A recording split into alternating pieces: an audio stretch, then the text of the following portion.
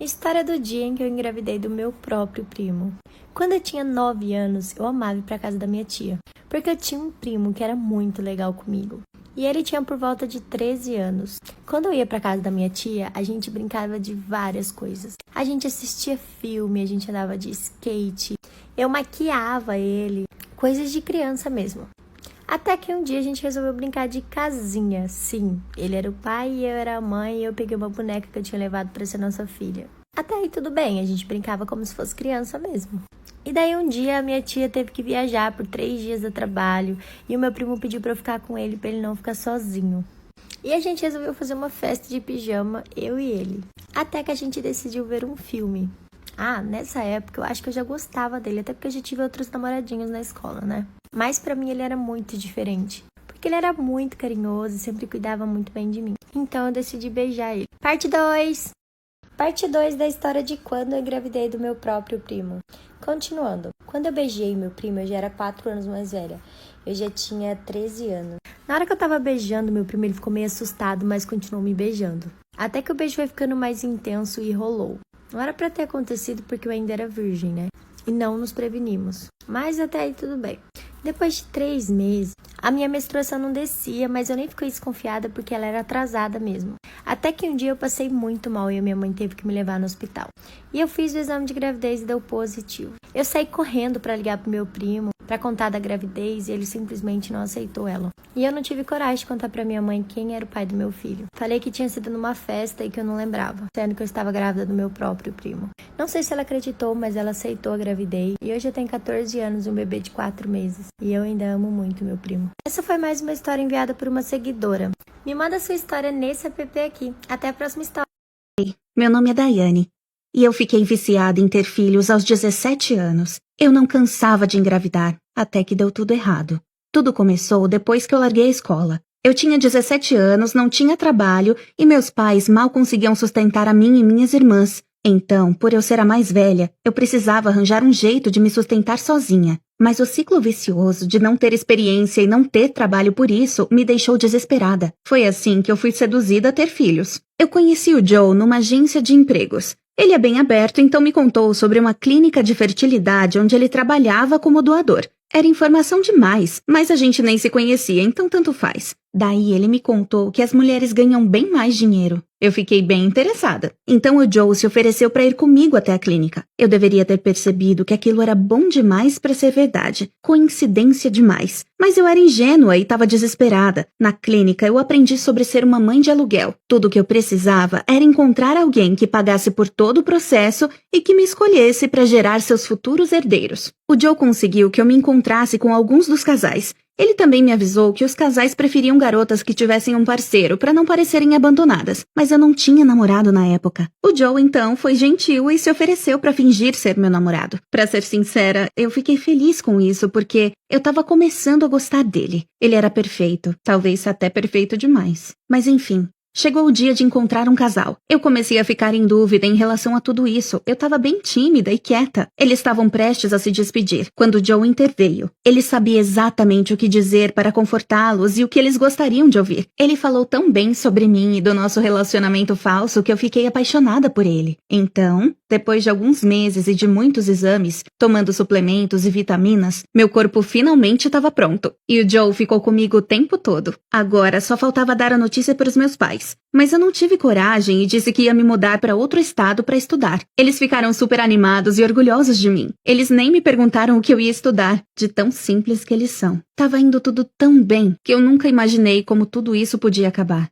Agora eu precisava encontrar um lugar para ficar. Mais uma vez, o Joe encontrou uma casinha pra gente longe do centro com um aluguel acessível. Ninguém nunca tinha cuidado tanto de mim. Eu perguntei pro Joe por que ele estava me ajudando tanto. Ele hesitou por uns segundos, mas confessou que me amava. Então lá estava eu, grávida e morando numa casa com cercadinho branco com meu namorado. As coisas estavam melhores do que eu poderia sonhar. O casal nos visitava sempre. O Joe os convenceu de que eu precisava de mais sol, então eles compraram uma viagem de 1 mês com tudo incluso pra gente nas Bahamas. Eu sempre mandava fotos das minhas viagens pros meus pais. Antes disso, eu não tinha saído nem do estado e agora eu tava na praia em outro país com o homem que eu amava. Eu adorava todo o cuidado e o dinheiro que recebia do casal. Mas às vezes eu pensava que aquele bebê era nosso. Achei que dava pra fazer aquilo pra sempre. Mas logo tudo isso seria destruído. Bom, a gente fez isso mais 5 vezes. Inseminação, férias, pagamento. O Joe cuidava das finanças e eu tava tendo os bebês. Só que a cada vez que eu entregava um bebê, eu me sentia mais e mais vazia e deprimida. Mas o Joe tava lá pra me apoiar e me ajudar a seguir em frente. Depois do 6º parto, eu perguntei pro Joe se não tava na hora de termos um bebê nosso. Ele ficou mudo por tipo 5 minutos. O silêncio já tava bem constrangedor quando ele finalmente disse: "Nós podemos ter um filho quando a gente quiser. Agora é a hora de ganhar dinheiro pro nosso futuro." Então era pra tudo acontecer de novo, como sempre. Mas o que aconteceu depois não dava pra prever. Por ser a minha 7ª vez, eles implantaram muito mais embriões para garantir uma gravidez bem-sucedida. Depois de uns meses, os médicos disseram que eu teria trigêmeos. O casal ficou empolgado e o Joe achou que eles gastariam mais grana com a gente. Mas no exame seguinte, os médicos disseram que eu tinha 6 bebês dentro de mim. Aquilo mudou tudo. Os médicos estavam preocupados com os bebês, que eles poderiam estar abaixo do peso e ter problemas de saúde e que a gravidez poderia ser de risco. O casal também mudou de postura na hora. Eles só pagaram o valor acordado antes da inseminação, pararam de nos visitar e as viagens estavam fora de questão. Além disso, o Joe sumiu.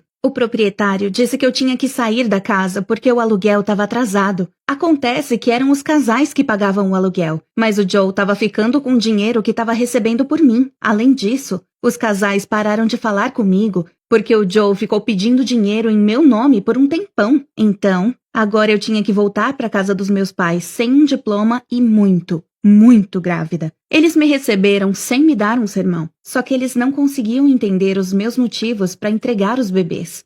Já estava no fim da gravidez e seria internada em breve. Então, minha mãe e eu fomos comprar algumas coisas na farmácia. E para minha surpresa, quem estava perto da clínica com outra garota grávida? Eu tentei ir atrás do Joe para confrontá-lo, mas a minha bolsa estourou e minha mãe me levou para o hospital. A cesariana teve complicações e os bebês eram bem pequenos, mas apesar disso, todos estavam saudáveis. A mulher mudou de ideia quando viu os bebês. O casal nem me viu e eu nunca vi meus sextuplos.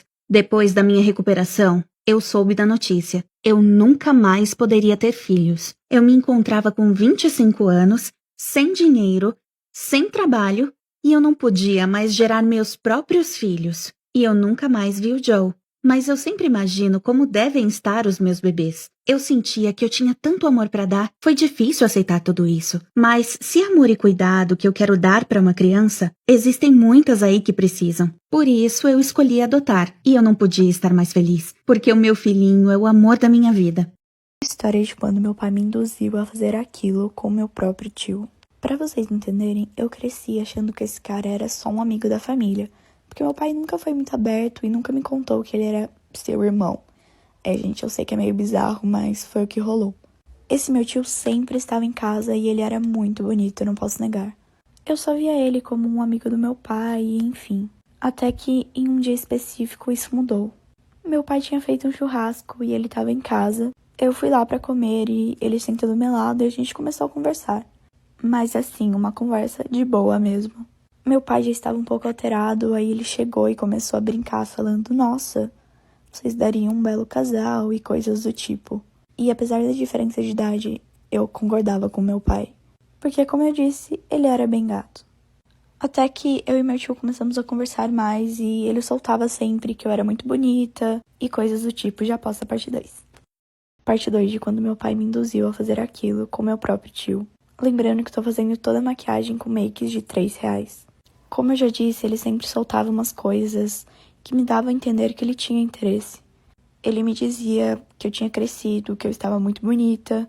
Então, em um certo dia que ele estava em casa, ele acabou me beijando. E com o tempo, a gente começou a fazer outras coisas também. Fazia um tempinho que a gente já tava nessa, até que ele decidiu me mandar a real. Ele começou a me falar que isso era muito injusto comigo e era muito errado o que a gente fazia. Eu não tava entendendo mais nada, porque pra mim o único obstáculo era a nossa diferença de idade. Aí ele começou a contar que meu pai tinha pedido isso pra ele, porque ele preferia que eu namorasse alguém da família do que qualquer menino por aí. E foi tudo por culpa de um ciúmes nojento do meu próprio pai.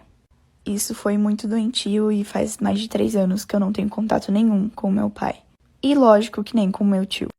Eu tinha um chefe machista que adorava maltratar a esposa dele na frente de todo mundo. E aí teve um dia que ele foi querer bater nela na minha frente. Aí eu não aguentei, dei uma cadeirada nele, ele virou o cão. Acompanha o que aconteceu comigo na frente. Gente, esse cara maltratava a mulher dele todo dia. Tipo assim, todo dia ele gritava com ela, esculhambava ela, batia na mesa dela. Teve um dia que eu cheguei na empresa, ele já tava lá com a cara desse tamanho. Eu disse, meu Deus, já tá virado um satanás 1h10 da manhã. Eu já sabia que ia ser outro dia de gritaria, de tudo. Eu só não sabia que ele ia querer bater nela, amor. Aí eu só não sabia mais ainda que ele ia querer bater em mim. Eu olhei pra cara dela e disse, mulher, se é ruim trabalhar com satanás, imagina dormir com um, né? E aí, gente, eu só sei que deu um erro no sistema, que esse homem virou o cão. Tipo, gente, foi um inferno. Ele entrou, não sei o quê, que merda, esse sistema. E a mulher dele falou assim, calma, amor, tudo vai se resolver. Gente, pra que ela disse isso, a pobre? Quando ele veio irritado com ela, ele já veio assim com a mão assim pra fazer aqui nela, né? E aí eu tava em pé e tinha uma cadeira na minha frente. A única coisa que eu fiz, amor, foi chutar a cadeira. Eu fiquei sem reação. Eu não peguei a cadeira pra tacar nele, eu só chutei, sabe? E aí a cadeira pegou bem nas canelas dele, ele perdeu as forças, né? E aí tinha uma galera que tava assim do lado e riu na hora que eu fiz isso pra defender a mulher, né? Mas a galera riu. Aí ele ficou mais puto comigo ainda por ele ter sido, tipo, motivo de chacota, já que ele queria ser o bambambam e tal. E aí quando esse homem virou e olhou pra mim... O dia que eu dei uma cadeirada no meu chefe machista, porque ele ia bater na esposa dele, e quem se lascou no final fui eu. Acompanhe o encerramento da trend. E aí, quando ele pegou a cadeira que ele veio, eu travei, eu fiquei assim, ó, eu disse, é meu fim, eu não consegui nem sair do canto, essas notas de tanto medo que eu fiquei. E, gente, ele pegou essa cadeira, ele jogou tão longe, mas tão forte, assim, raspou em mim, ó, ele não jogou em mim, mas eu fechei assim o olho na hora, eu sabia que aquela cadeira ia pegar em mim, e não pegou. E aí eu corri da sala, fui ligar pra polícia, olha, o cara ia bater na esposa dele, não bateu porque eu acabei batendo no cara, e o cara quis bater em mim de volta. E ele gritando que nem um louco. Acho que aquele homem toma remédio. Se ele não tomar, ele tá precisando. E o psiquiatra pode ir atrás. Aí eu comecei logo a chorar, gente. Comecei a chorar. A polícia chegou. Foi perguntar o que foi que tu ouve aqui, não sei o que é a esposa dele. E aí ela negou tudo. Fiquei com a cara mais lisa que o chão. Que ela negou tudo. Ela negou do começo ao fim. Me chamou de doida. Essa não tá ficando doida, não aconteceu isso não sei o que, eu lá com cara de palhaça, eu não acredito que eu quase levei uma cadeirada, mas eu entendo que isso é dependência emocional e dependência em outros fatores e tal. E a galera, os funcionários, nenhum concordou comigo, então ficou todo mundo olhando com medo de ser demitido, entendeu? Eu já sabia que eu ia, então por isso que eu contei. No final ele pegou e disse, pode ir, não sei o que, eu disse meus direitos, ele não tem direito. Gente, eu saí de lá sem R$1. Você sabe que ele me botou pra fora sem R$1 no bolso. Tipo assim, ó, vai, some. Fiquei lisa. Aí eu decidi gravar o meu primeiro vídeo pra cá, pro TikTok. E aí foi aí que eu explodi, né? Ah, fazer o quê? Vai chorar?